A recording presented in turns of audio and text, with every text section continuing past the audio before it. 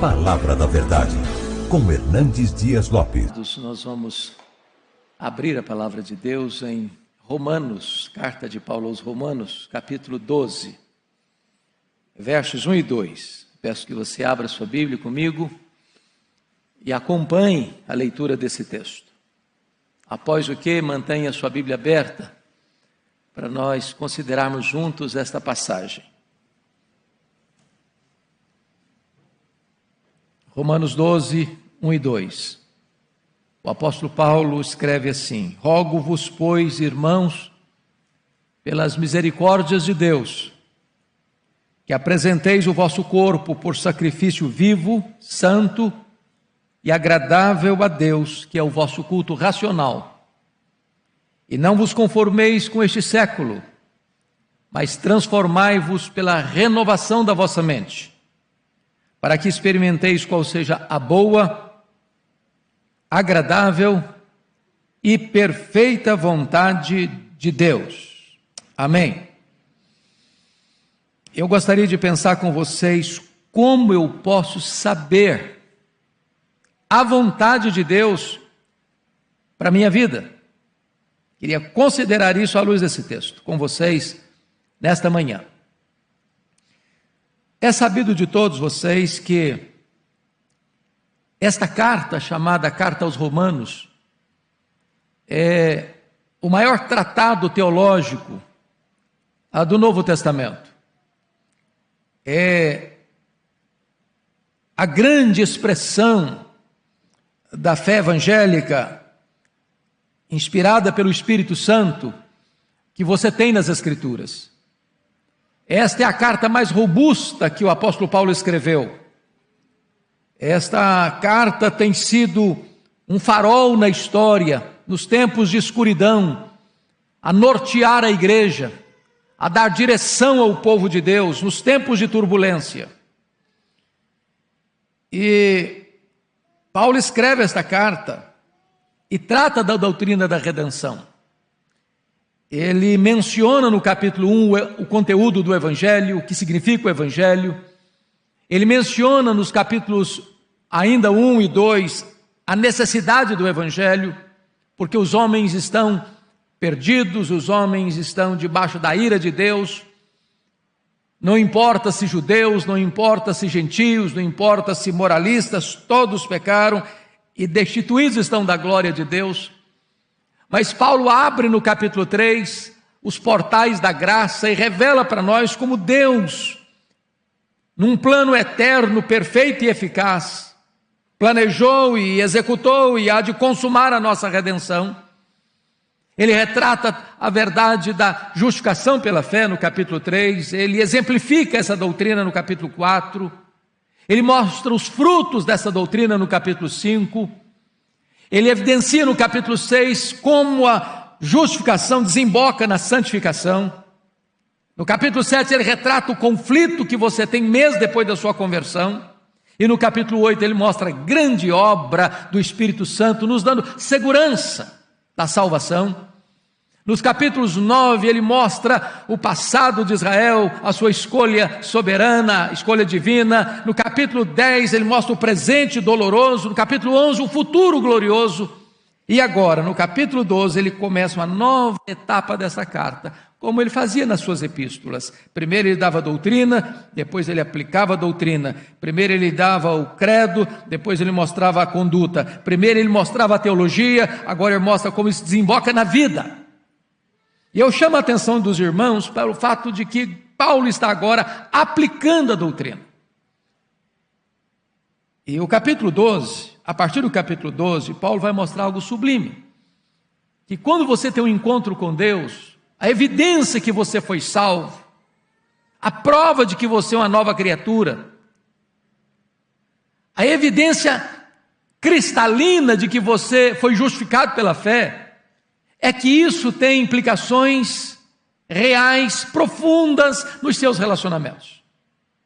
Se vocês notaram, no capítulo 12, verso 2, primeiro relacionamento é que isso muda o seu relacionamento com Deus. Depois, no capítulo 12, versículos 3 até o 8, isso muda o seu relacionamento com você mesmo. Sua vida intrapessoal é transformada. Sua autoimagem é resolvida. Depois, em terceiro lugar, no capítulo 12, versos 9 até o verso 16, ele mostra como isso muda seu relacionamento com seus irmãos, como você precisa amar, tratar, conviver. Mas em quarto lugar, seu relacionamento com seus inimigos, a partir do capítulo 12, verso 17 até o verso 21. Como é que você lida com isso? No capítulo 13, ele mostra como a salvação muda seu relacionamento com as autoridades constituídas, com os governantes. Mas no capítulo 14, 15 e 16, finalmente ele diz como a sua salvação implica e impacta o seu relacionamento com pessoas que pensam diferente de você, mas que pertencem à mesma igreja de Deus, em coisas secundárias. O que ele chama de crentes fracos e crentes fortes. Hoje, especificamente, eu quero tratar com você, desses dois versículos, a diferença da nossa relação, a mudança da nossa relação com Deus. E como é que Paulo começa? Ele diz: rogo-vos, pois, irmãos. Chama atenção que essa palavra rogar é a palavra mais forte que tem para solicitar, mas ela implica também um rogo de autoridade. Ele está ao mesmo tempo suplicando e ao mesmo tempo dando uma ordem.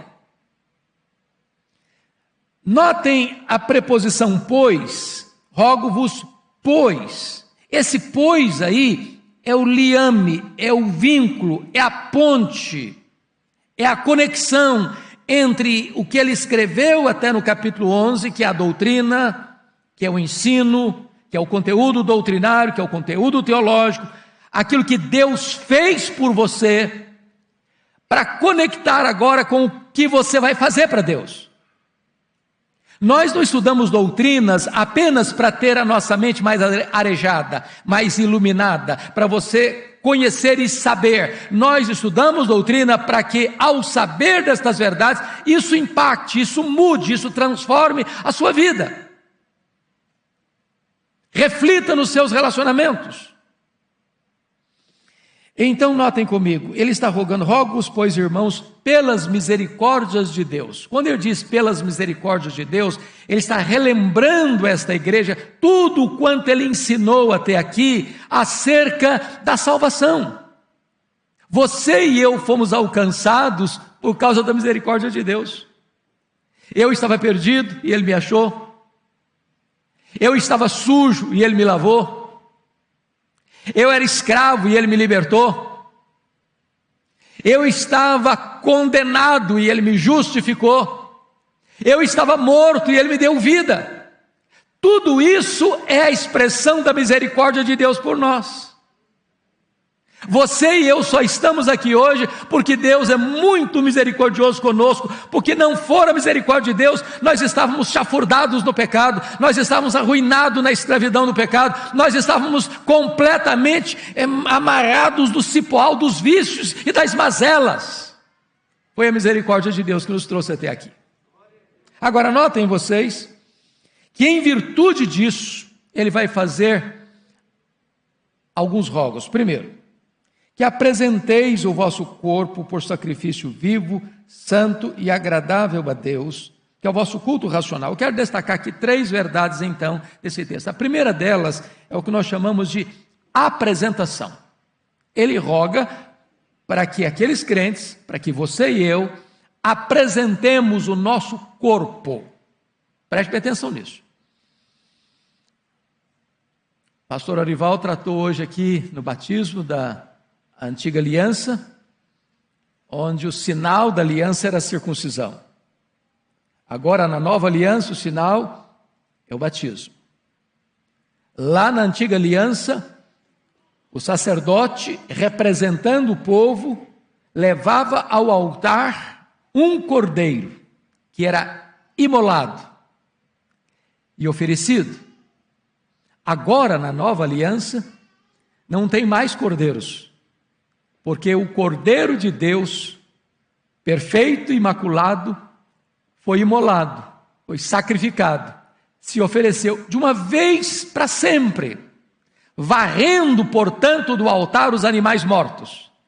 E agora é você quem oferece o seu corpo no altar de Deus, como sacrifício. Paulo está aqui, meus irmãos, combatendo o que estava no pano de fundo cultural da sua época, que era o pensamento grego, que o corpo era um túmulo, que o corpo era um claustro, que o corpo era uma prisão, e que isso desemboca em muitas doutrinas e pensamentos errados hoje. Por exemplo, o ascetismo. Ascetismo. Monastérios. Isso é fruto do gnosticismo pagão, grego. Que o corpo precisa ser flagelado, o corpo precisa ser castigado, o corpo não importa. Ou isso vai levar para um outro extremo, que é uma vida sem regras, de licenciosidade, de pecado desbragado. Aí Paulo diz, não, o nosso corpo tem valor.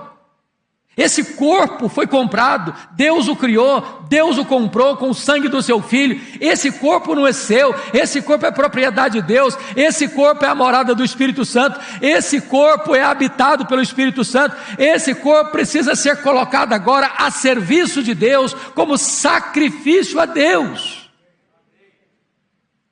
Agora, que tipo de sacrifício? Olha comigo. Rogo-vos, pois, irmãos, pelas misericórdias de Deus, que apresenteis o vosso corpo. A palavra apresentar aqui, na língua grega, é a mesma palavra que o sacerdote fazia para o sacrifício, onde ele colocava o sacrifício, o holocausto, no altar e não podia tomar de volta. É uma entrega de uma vez para sempre, sem retorno mais. Não é aquilo que você entrega e toma de volta. É você colocar o seu corpo, a sua vida, de vez, por completo, definitivamente, como sacrifício a Deus. Não é um sacrifício morto, é um sacrifício vivo. Não é um cordeiro que vai se esperneando contra a sua vontade, mas é voluntário. Esse sacrifício, diz o apóstolo Paulo, ele é também santo, a sua vida precisa ser santificada, você precisa se apartar daquilo que é errado. E como é que você pode ser um sacrifício vivo, santo e agradável? Seu corpo. É você não vendo aquilo que você não deve ver, é você não ouvindo aquilo que você não deve ouvir, é você não fazendo aquilo que você não deve fazer, é você não indo aonde você não deve ir. Outrora você oferecia os membros do seu corpo ao pecado, agora você oferece todo o seu corpo em santificação e honra para Deus. E Paulo vai fazer uma afirmação aqui extremamente importante. Ele diz, essa oferta, essa apresentação é que é o seu culto racional. O que Paulo está dizendo? Às vezes, irmãos, na nossa mente, ou na nossa visão apenas popular, a gente tem a ideia de que culto é aquilo só que eu faço quando eu entro para os umbrais do templo, para as portas do templo. Agora eu vou prestar culto, agora eu estou cultuando, aqui com os meus irmãos, estou cultuando, e é verdade, nós estamos cultuando. Mas quando eu saio para fora do ambiente do templo, bom, agora não estou cultuando mais, agora o negócio é comigo. Agora eu não me importo mais com o que eu falo, agora eu não me importo mais com o que eu faço, agora eu não me importo mais com o que eu penso, agora eu não me importo mais aonde eu vou, eu não tenho mais nenhum compromisso com os meus olhos, com os meus ouvidos, com as minhas mãos, com os meus pés, com o meu coração. Paulo diz, não. É preciso existir uma consistência entre o culto que você presta coletivamente com o povo de Deus e a prática da sua vida lá no seu trabalho, lá dentro da sua casa, lá nas suas atividades estudantis, lá nas suas atividades comerciais. Tudo isso é culto a Deus. A palavra racional aqui não é razão em oposição à emoção, não. A palavra aqui é lógico, é coerente. É que o culto que Deus aceita é o culto coerente. Quando você vem para esta casa para adorar a Deus, isso é apenas uma somatória daquilo que você viveu dentro da sua casa, lá no seu trabalho, lá nas suas atividades.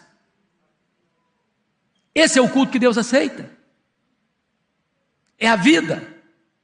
É por isso que a Bíblia diz lá acerca de Caim, que Deus não aceitou Caim e não aceitou a sua oferta. E é por isso que a Bíblia diz que Deus aceitou Abel e aceitou a sua oferta. Antes da oferta vem a vida, antes da liturgia vem a prática, antes do culto coletivo vem o seu culto individual.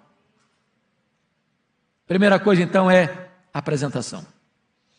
Segunda coisa que Paulo trata desse texto é inconformação. Veja comigo o verso 2. E não vos conformeis com este século. Bom, você nota que a palavra conformar e a palavra que em seguida vem mais transformai-vos, transformar, ambas têm a mesma raiz. Qual é a raiz aqui? Forma. Conformar, transformar. Ambas usam como raiz a palavra forma. Na língua portuguesa, só temos uma palavra para isso, mas na língua grega tinha duas palavras bem distintas e muito importantes para entender o contexto aqui. Existia a palavra esquema e a palavra morfê. Esquema é uma forma que está mudando todo dia, toda hora, dependendo do ambiente, da situação, do contexto. A palavra morfê é uma forma inalterável, imutável, sempre a mesma. Quando Paulo diz, não vos conformeis com este século, ele usa a palavra esquema. O mundo tem uma forma, o mundo tem uma forma, o mundo tem uma ética, o mundo tem uma cosmovisão, e o mundo não tem valores absolutos, são valores relativos, é uma ética situacional, depende. O que foi vergonhoso ontem é aplaudido hoje, o que era errado ontem é aceito hoje, o que era pecado ontem, hoje é apenas uma doença, uma fraqueza, uma tendência, ou seja, o mundo está mudando. Paulo está dizendo o seguinte, não ponha o seu pé nessa forma, não entre nesse esquema, não pense pela formatação desse mundo, não deixe que esse mundo formate a sua cabeça, não deixe que você tenha a mesma cosmovisão deste mundo que não tem verdades absolutas, é relativo, é situacional, é conveniência. Paulo diz, não se conforme com isso, não ponha o seu pé nessa forma, não se amolde a essa forma. Ô irmãos, ninguém precisa ser um especialista para ver isso. Você liga a sua televisão, você fica chocado quando as pessoas fazem apologia do erro, apologia do pecado, apologia do vício. Parece que quanto mais degradado, degradante, aviltante uma situação, mais as pessoas aplaudem. A questão hoje não é apenas de tolerância do erro, não, é inversão de valores. É o que o profeta Isaías disse, as pessoas estão chamando luz de trevas e trevas de luz, elas estão chamando doce de amargo e amargo de doce. As pessoas estão chamando o errado de certo e o certo de errado. E Paulo está dizendo, não se conforme com isso, não entre nessa forma, não se amolde a isso, não deixe que isso formate a sua cabeça, não pense com a cabeça do mundo. Mas agora notem comigo que vem a terceira palavra que eu fecho aqui, que é a palavra transformação. Ele diz, não vos conformeis com este século, mas transformai-vos pela renovação da vossa mente. Então você tem um corpo consagrado e você tem uma mente transformada. Mas a palavra transformai-vos é a mesma palavra, por exemplo, que aparece lá na transfiguração, que Jesus foi transfigurado. E trazendo para uma palavra do português que todo mundo conhece aqui, é a mesma palavra metamorfose. É uma mudança não externa, mas uma mudança de dentro para fora, uma mudança de essência. A palavra forma aqui de transformar não é esquema. A palavra aqui é morfê. E morfê é uma forma que não muda nunca.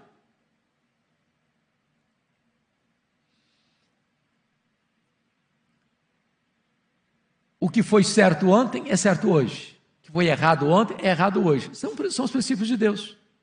É a palavra de Deus. A palavra de Deus não muda. A palavra de Deus não se adequa. A palavra de Deus não se curva à cultura. Não é porque a Suprema Corte, ou não é porque o Parlamento, não é porque a ONU, não é porque os organismos internacionais, não é porque o filósofo tal, o pensador tal, o teólogo tal, disse isso, disse aquilo, que agora é verdade. Não, é a palavra de Deus, ela é a verdade, ela é infalível, ela é inerrante, ela é suficiente, ela não pode jamais falhar, nenhum tio, nenhum Y da palavra de Deus vai passar, ela vai... Passa o céu, passa a terra, ela vai continuar a palavra de Deus, ela é a verdade de Deus. Então Paulo diz, olha para este modelo que nunca muda, este modelo que é imutável, este modelo que é absolutamente certo, olha nele, mira nele, põe a sua mente nele, e diz a Bíblia então que a sua mente vai sendo o quê? Transformada, a sua mente vai sendo renovada. Louvado seja Deus, irmãos. É o processo da santificação. Mas eu disse para vocês que o meu tema nesta manhã é como entender a vontade de Deus para a minha vida. Talvez uma das perguntas que o pastor Ival mais escuta no gabinete pastoral, eu na minha lida pastoral, ou vocês nas suas conversas interpessoais, como é que eu posso saber qual é a vontade de Deus para a minha vida? Isso não é uma coisa mística. Isso não é aqui um anjo que desce, olha, a vontade de Deus para a sua vida é isso, a vontade de Deus para a sua vida é aquilo. Conhecer a vontade de Deus, irmãos, é consequência de um estilo de vida. Quando você tem seu corpo consagrado e sua mente transformada, quando você se apresenta, quando você se inconforme, quando você é transformado, então naturalmente parece que Deus tira a venda dos olhos, parece que Deus tira o nevoeiro denso, a névoa escura, e revela, olha meu filho, a minha vontade para você é esta. Quanto mais perto de Deus, melhor você percebe o propósito de Deus para a sua vida. Quanto mais longe de Deus, mais confusa a sua mente fica, para saber qual o propósito de Deus para você, qual a vontade específica de Deus para você. Mas é curioso que às vezes a gente fala de vontade de Deus para as pessoas só na hora difícil. O cara passou por uma tragédia, irmão, é a vontade de Deus. O cara sofre um acidente, irmão, é a vontade de Deus. Aí o cara começa a achar que vontade de Deus é um negócio horrível. É só tragédia. É só problema. Mas Paulo vai dizer que a vontade de Deus para você é o quê? Boa, agradável e perfeita. Quem de nós pode ser mais sábio do que Deus? Quem de nós pode transcender Deus em bondade? É claro que por melhor que eu ache que isso é bom para mim, a vontade de Deus para mim é melhor. Eu só enxergo alguns palmos na frente do meu nariz. Eu não enxergo na curva. Eu não enxergo na escuridão. Eu não sei o que está lá no final, pois Deus vê no escuro, porque luz e trevas para Ele é a mesma coisa. Deus enxerga na curva, porque Ele vê de cima. Deus está lá no fim, como Ele está aqui agora.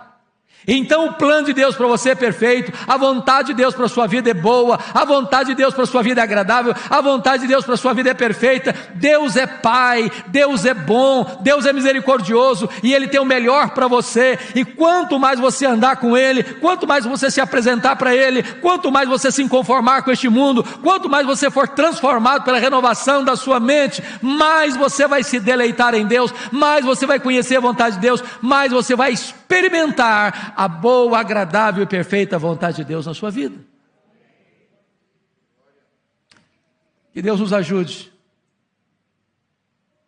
hoje a nos colocarmos no altar de Deus, para vivermos na presença de Deus e para a glória de Deus e para usufruirmos o melhor de Deus na nossa vida hoje. Vamos orar. Querido Deus, louvado seja o teu nome, porque nos trazes à tua casa, para juntos adorarmos o teu nome. Louvado seja o teu nome, Deus, porque podemos abrir tua palavra e buscar a iluminação do teu Espírito para entendê-la, para aplicá-la ao nosso coração e vivermos de modo digno do teu nome. Santifica a nossa vida, santifica os nossos olhos, santifica os nossos ouvidos, santifica as nossas mãos, santifica os nossos pés, santifica o nosso coração. Dá-nos a bênção, meu Deus, de termos lábios puros. Dá-nos a bênção, Deus, de toda a nossa vida ser como um sacrifício agradável a Ti. E que o nosso corpo, comprado pelo sangue do Cordeiro, possa ser instrumento para a glorificação do Teu nome, para abençoar as pessoas que se relacionam conosco, que em todo o nosso ser a Tua glória seja manifesta. Assim oramos em nome de Jesus. Amém.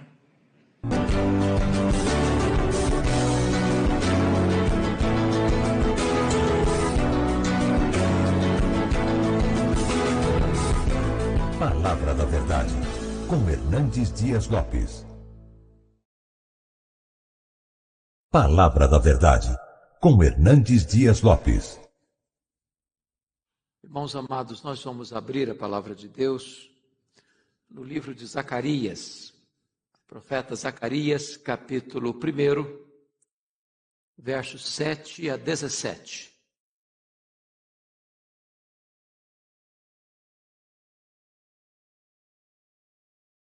Zacarias, capítulo 1.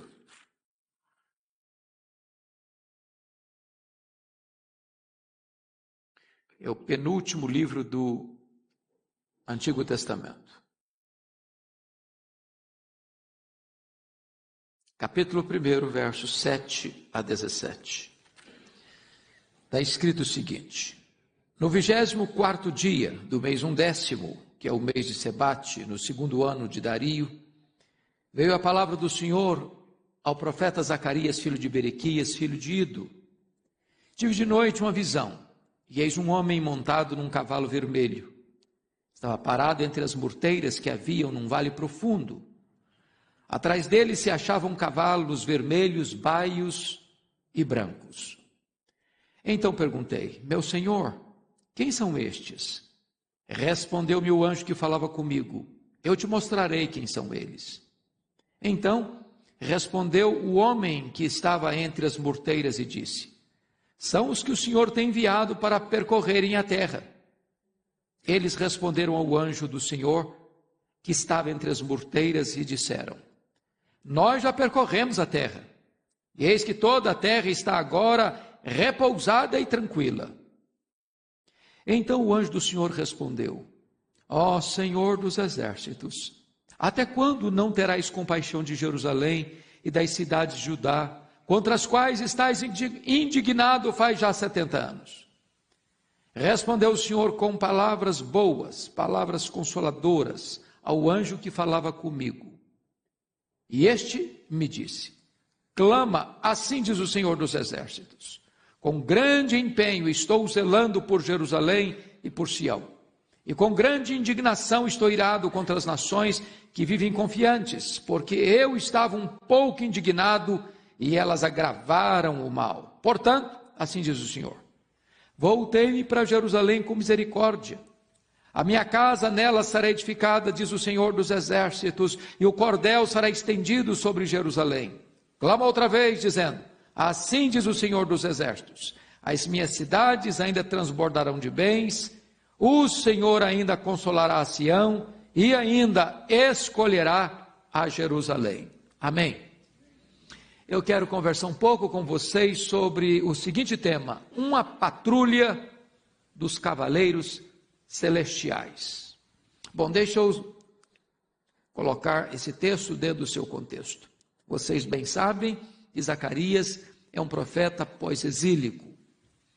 Vocês também bem sabem que no ano 586, Nabucodonosor cerca a cidade de Jerusalém, toma a cidade de Jerusalém, destrói o templo de Jerusalém, leva os vasos do templo de Jerusalém para a Babilônia, arrasa completamente a cidade, massacra o povo e leva um restante para a Babilônia, para um cativeiro de 70 anos. Também vocês sabem que em 539, a Babilônia foi tomada por Ciro o Persa. E já no primeiro ano de Ciro o Persa, uma leva de judeus retornam para Jerusalém, porque o profeta Isaías já havia profetizado sobre Ciro 200 anos antes dele nascer. E o profeta Jeremias já havia profetizado que o cativeiro duraria 70 anos. E essa primeira leva vem sob a liderança de Zorobabel para a construção do templo. Zorobabel começa o templo, mas os inimigos à volta, dentre eles os samaritanos, tentam conspirar contra aquele trabalho e fazer parceria com os judeus que regressaram, com o propósito de impedir o avanço da obra, e os judeus rejeitaram. Escreveram uma carta para o rei, para que a obra fosse paralisada. Só que o rei Ciro não recebe essa carta. Ele está em guerra e vem a morrer nessa guerra. Seu filho Cambises, que era um homem muito mau, um homem muito violento, recebe esta carta, cria dificuldades para que a obra continuasse. Mas o reino estava em polvorosa, em muitas conspirações, e um dos líderes do palácio conspira contra Cambises, e diz os historiadores que ele cometeu suicídio. Enquanto o império estava em convulsão social, assume o governo da Pérsia Dario I, Dario o Grande, e pacifica todo o império.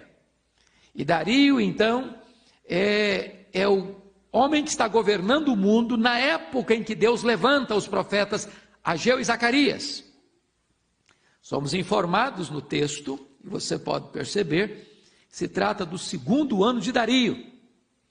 O profeta começa a profetizar no ano 8º, e a primeira visão, ele teve 8 visões numa única noite, num 10º mês, portanto, 3 meses depois. É o momento em que a cidade agora está recebendo a palavra profética, tanto de Ageu, que encorajava o povo a reconstruir o templo, e vem agora Zacarias, não só encoraja o povo à reconstrução do templo, mas também é uma grande reforma e reavivamento do povo de Deus que estava ali.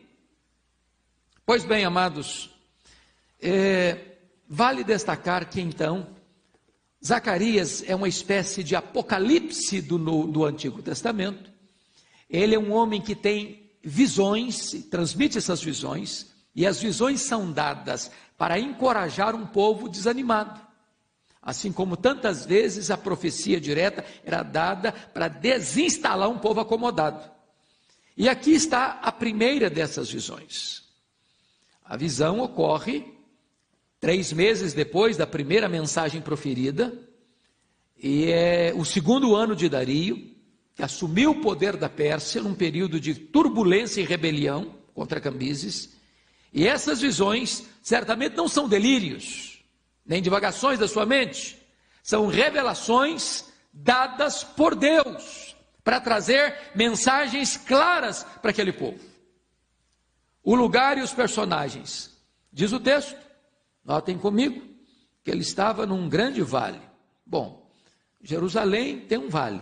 Esse vale chama-se Vale do Cedron.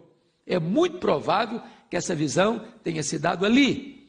E ele está vendo agora murteiras, que é uma planta muito viçosa, que era usada inclusive para as cabanas na época das festas. E ele então, Zacarias vê nesse vale que tem muitas murteiras, essas plantas viçosas. Ele vê um homem montado num cavalo vermelho. E esse homem montado no cavalo vermelho é o anjo do Senhor. Ele é a própria figura de Jesus na sua pré-encarnação. Aliás, muitos outros personagens da Bíblia viram o anjo do Senhor, que era uma representação do próprio Senhor, como no caso Agar, como Abraão, como Jacó, como Moisés, como Gideão, como os pais de Sansão. Aqui está o Senhor em pessoa, nesta visão, trazendo uma mensagem para o profeta Zacarias. Esses cavalos vermelhos, baios e brancos, na verdade, são os batedores de Deus. São os cavaleiros que vão percorrer toda a terra para saber como é que a coisa caminha. Então, eu quero voltar a atenção com você para as mensagens centrais desta visão. Que mensagens são essas? Primeira mensagem, olha comigo, por favor, versículo 10. Então respondeu o homem que estava entre as murteiras e disse: são os que o Senhor tem enviado para percorrerem a terra. É claro, irmãos, que esses cavaleiros, os cavalos que estão descritos aqui, vermelhos, baios e brancos, são anjos de Deus. Os anjos são espíritos ministradores em favor do povo de Deus, da igreja de Deus. E Deus dá ordem aos anjos, e eles cumprem essas ordens. Eles são como que diáconos de Deus, para servirem a Deus, servindo ao povo de Deus. E o papel agora desses anjos é percorrer a terra, porque Deus é o Deus de toda a terra. Deus é o Deus que envia os seus anjos para fazer uma espécie de diagnóstico do que está acontecendo, para tomar pé do que está acontecendo, para investigar os acontecimentos internacionais, o que está se passando entre os reinos, entre as nações, entre os povos, entre as pessoas, dentro das pessoas.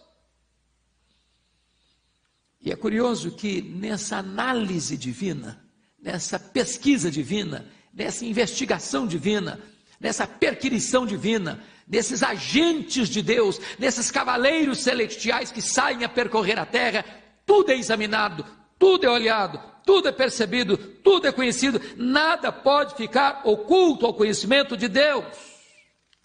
Então, preste bem atenção nisso. Você está sendo examinado, você está sendo investigado. Conforme dizia Francis Schaeffer, aqui no andar de baixo é o andar humano, que você vê, que você ouve, que você fala, que você toca, que você sente. Mas no andar de cima, que a Bíblia chama de regiões celestes, as coisas estão acontecendo, e você está sendo olhado, e você está sendo visto, e você está sendo investigado, e você está sendo analisado, e esse relatório chega.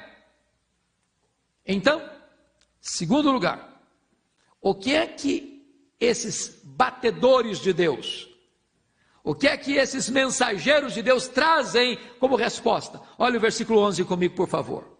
Você pode ler o 11 comigo? Vamos juntos. Eles responderam ao anjo do Senhor, que estava entre as murteiras, e disseram: nós já percorremos a terra, e eis que toda a terra está agora repousada e tranquila. Vamos entender isso aqui. Eu disse a vocês que quando Dario assumiu o governo numa época de rebelião, de convulsão social, de grandes turbulências. E agora, as nações, debaixo do domínio e governo de Dario, as nações estão calmas, tranquilas, não tem mais rebelião, tudo pacificado. Essa não era uma boa notícia para Judá, essa não era uma boa notícia para os judeus que voltaram. Eles estão aqui em Jerusalém, debaixo de opróbrio, debaixo de pobreza, cercados de inimigos, com muitas dificuldades. O templo não foi construído ainda, as pessoas estão desanimadas, os sacerdotes voltaram para cuidar das suas coisas, a casa de Deus desamparada, o povo completamente rendido ao desânimo, ao desencorajamento.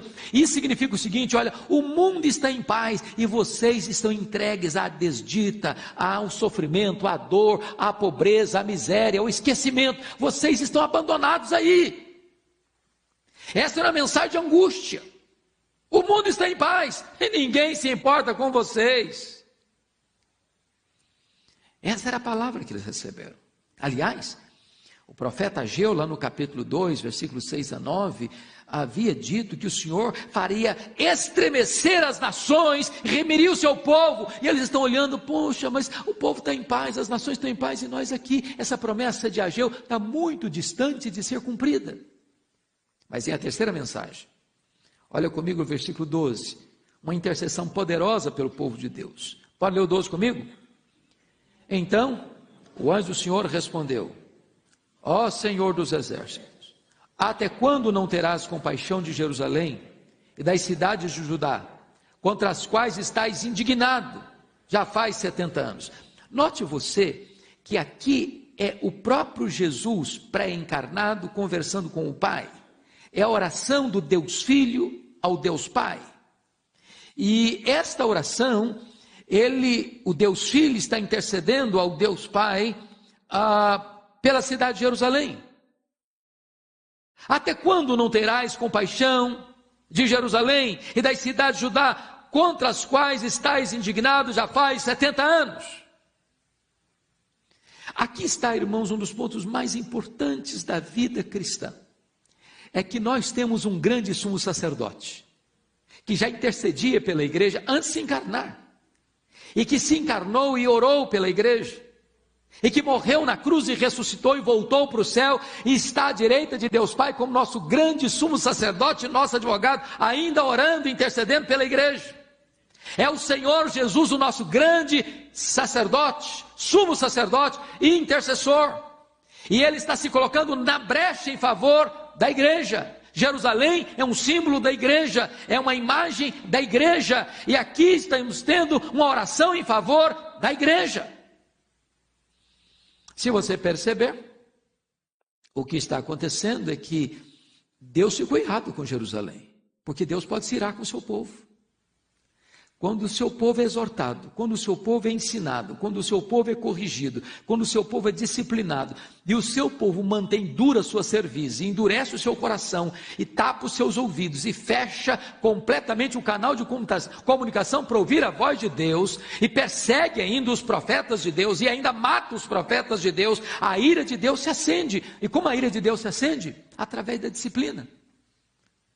Então Deus trouxe a Síria contra as 10 tribos do norte, então Deus trouxe a Babilônia contra as 2 tribos do sul, e Deus disciplina o seu povo com a sua ira, usando essas 2 grandes potências militares como vara da sua ira para disciplinar o seu povo.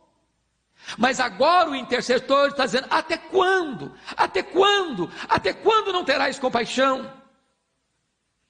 Então, notem comigo que vem a 4ª mensagem. Olha a resposta consoladora da parte de Deus. Por gentileza, confira comigo qual é essa resposta aí no versículo de números 13 a 15. Vamos conferir essas respostas, por favor.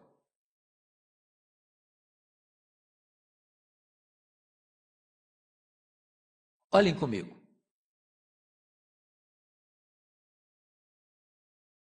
Versículo de número 13.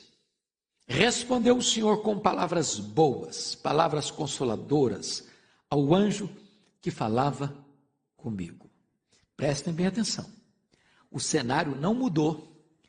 As nações poderosas estão em paz. O povo de Deus está aqui oprimido, pobre, cercado de inimigos, com muitas dificuldades. Mas a palavra de Deus que vem para esse povo são palavras consoladoras, palavras boas, palavras de Deus, palavras para trazer encorajamento para o povo. O que mais nos importa, irmãos, é saber a disposição do coração de Deus para conosco. Mesmo que a nossa situação agora seja difícil, o que interessa saber é que o nosso Deus é o Deus e Pai de toda misericórdia, que Ele tem o bem para nós, que Ele tem o melhor para nós, que o coração dele está em nós, que a palavra dele é uma palavra positiva para o seu povo. Mas tem mais. Olha outra resposta no versículo 14. Você pode ler o 14 comigo? Vamos juntos? E este me disse: clama, assim diz o Senhor dos Exércitos, com grande empenho estou zelando por Jerusalém e por Sião. Ele não diz que zelou, ele não diz que zelará, ele diz que está o quê? Zelando por Jerusalém. Isso é um fato muito importante. Quando Deus disciplina você e a mim, por mais dura que seja essa disciplina, Ele está zelando por nós. Tem hora que a única linguagem que nós conseguimos ouvir é a linguagem da disciplina. É a única maneira de nos botar no caminho da obediência. Então, mesmo quando Deus disciplina, e Deus é o Pai perfeito, e nós que somos imperfeitos, quando temos que disciplinar um filho, às vezes dói mais em nós do que no filho que recebe a disciplina. Deus é um Pai de misericórdia, mesmo disciplinando a nós, Ele está zelando por nós, com grande zelo, com grande amor. Nós somos preciosos para Deus. Então Ele está dizendo: eu zelo por Jerusalém, eu estou zelando por Jerusalém, eu estou zelando pela igreja, com grande zelo, Pode ter certeza disso. Deus está cuidando de você, Deus está protegendo você, Deus está abençoando você, Deus está restaurando você, Deus está com seus olhos sobre você, Deus está zelando por você. Você é a menina dos olhos de Deus. Quem toca em você, toca na menina dos olhos de Deus. Ele zela por você. Mas em terceiro lugar, note comigo, versículo 15. Você pode ler o 15 comigo? Vamos juntos? E com grande indignação estou irado contra as nações que vivem confiantes, porque eu estava um pouco indignado e elas agravaram o mal. O que está acontecendo aqui? Você já leu, tantas vezes já leu e repetidas vezes já leu, que Deus usou essas nações poderosas, como a Síria, como a Babilônia, como vara da sua ira, para disciplinar o seu povo. Deus havia feito uma aliança, que as nações, mesmo conquistando povos, não poderia atacar o seu povo. Quando Jerusalém, irmãos, enfrentou guerras e mais guerras, lutas e mais lutas, e não caiu, como não caiu diante da Síria, cidade cercada, 185 mil soldados, vem um anjo, fere os 185 mil soldados, eles morrem. Vem Alexandre, depois, mais tarde. Se você ler isso em Flávio José, é uma coisa muito interessante, embora não esteja todos os detalhes na Bíblia, está aqui grande parte em Zacarias, mas quando Alexandre, que dominava o mundo, vem das suas campanhas para o norte, toma Tiro, toma Sidom, ele chega em Jerusalém com seus exércitos. Era impossível Jerusalém resistir ao ataque militar e expansionista e dominador de Alexandre Magno, Alexandre o Grande. Flávio José consta de que naquela noite que Jerusalém seria atacada, o sumo sacerdote tem um sonho. E nesse sonho ele deveria colocar os seus aparatos, colocar flores e aparatos em Jerusalém, e botar toda a classe sacerdotal vestida a caráter, e saísse pelas ruas cantando e louvando a Deus. Quando Alexandre entra na cidade, diz Flávio José, Alexandre fica tomado de susto, e se prostra, e pede para ir ao templo, e se prostra diante do Deus de Israel. E quando o seu comandante diz, por que você não vai invadir Jerusalém? Ele disse, eu tive um sonho, e Deus apareceu para mim, e essa mesma imagem que eu estou vendo aqui, que eu dominaria o mundo, mas que essa cidade não poderia ser tomada, e eu estou me curvando diante do Deus de Israel. Houve um momento, entretanto, diz Zacarias, que lá atrás, Deus rompe esta aliança, para que Jerusalém fosse tomada, e Jerusalém cai nas mãos de Roma. Porque se o povo de Deus escuta a voz de Deus, desobedece a voz de Deus, mesmo que tenha recebido milagres lá atrás, mas não obedece a Deus ainda, e continua uma vida de desobediência, e não quer escutar a voz de Deus, e Deus manda a sua palavra, e Deus manda os seus profetas, e eles não querem escutar, Deus rompe a aliança com as nações, diz, pois bem, eu entrego Jerusalém ao destino de Jerusalém, e Jerusalém é tomada. Aqui Deus está dizendo que estas nações, vara da sua ira, fizeram o seguinte, elas não reconheceram que elas eram instrumentos de Deus, e elas foram punir o povo de Deus com mais rigor, com mais fúria do que era propósito de Deus fazê-lo. O que Deus fez? Deus se ira contra essas nações. Vocês não entenderam que eu estava usando vocês, vocês não entenderam a proporção que eu estava usando vocês, vocês agiram com truculência, vocês agiram com independência, pois agora a minha ira se acendeu contra vocês, e todas essas potências militares começam a ruir e entrar em colapso. Mas aí, amados, vem uma outra mensagem, que eu gostaria que você observasse comigo, por favor. Olha aí, versículo 16, parte A. Portanto, assim diz o Senhor.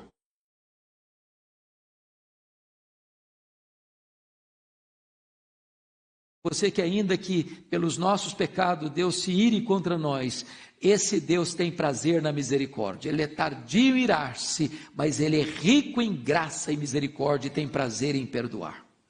Hoje Deus está aqui para exercer a sua misericórdia e restaurar nossa sorte. e nos atrair para Ele, e perdoar-nos, porque é isto que começa um grande avivamento, é quando Deus abandona a sua ira e exerce a sua misericórdia. Na tua ira, Senhor, lembra-te da misericórdia, reaviva a tua obra no decorrer dos anos. O que mais acontece? Olha aí comigo, a minha casa nela será edificada, diz o Senhor dos Exércitos. Aquele templo que estava parado, abandonado, Deus está dizendo, ele vai ser reconstruído. Ele vai ser reconstruído. A obra de Deus vai avançar.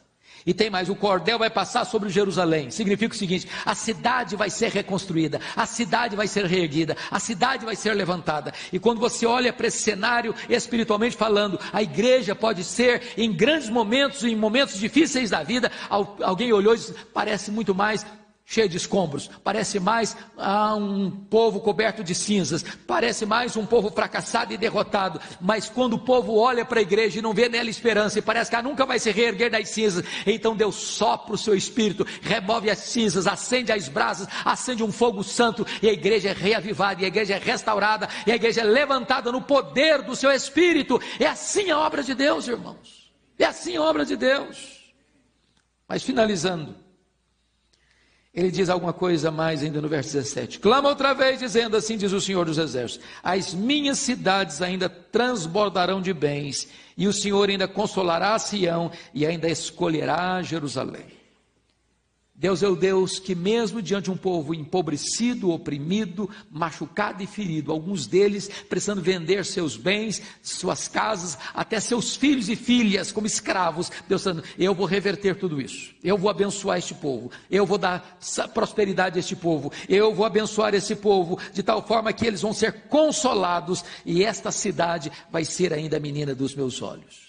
Não é que Deus está dizendo que o povo tinha sido escolhido e desescolhido. O povo é que muitas vezes nós não parecemos ser o povo escolhido de Deus. Deus está dizendo, eu vou ainda demonstrar a vocês que vocês são os meus escolhidos, vocês são os meus amados, vocês são os meus eleitos, e eu vou cuidar de vocês com zelo, e eu vou pôr minha bênção sobre vocês, vou pôr minha prosperidade sobre vocês, e eu vou zelar por vocês, eu vou levantar vocês com uma coroa de glória nas minhas mãos.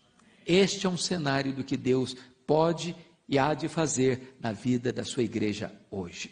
É por isso que nós estamos às vésperas de iniciar o nosso congresso sobre avivamento e reforma e avivamento. Nós esperamos isso de Deus. Mesmo que a sua vida hoje pareça um lugar cheio de escombros, de pedras reviradas, de muita poeira, Deus pode entrar na sua história, Deus pode entrar na sua vida e reverter este quadro, e mudar a sua história, e trazer um tempo novo de refrigério, de bonança, de reavivamento para o seu coração. Vamos ficar em pé, queridos, e vamos orar.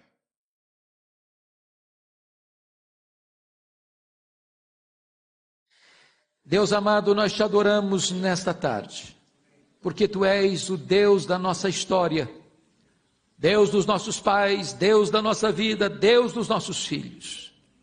Tu és o Deus que nos disciplina, mas o Deus que nos restaura, o Deus que por pouco tempo se ira contra nós, mas as Tuas misericórdias não têm fim. Louvado seja o Teu nome. E é por isso que nós não fomos consumidos, porque Tu tens zelado por nós com grande zelo. E agora rogamos-Te, restaura a nossa sorte, ó Deus, restaura a nossa sorte. Volta-te para nós com misericórdia e graça, e restaura-nos, ó Deus, reaviva-nos, ó Deus, sopra sobre nós o Teu sopro, e traz sobre nós alento de vida nesta tarde, em nome de Jesus, amém.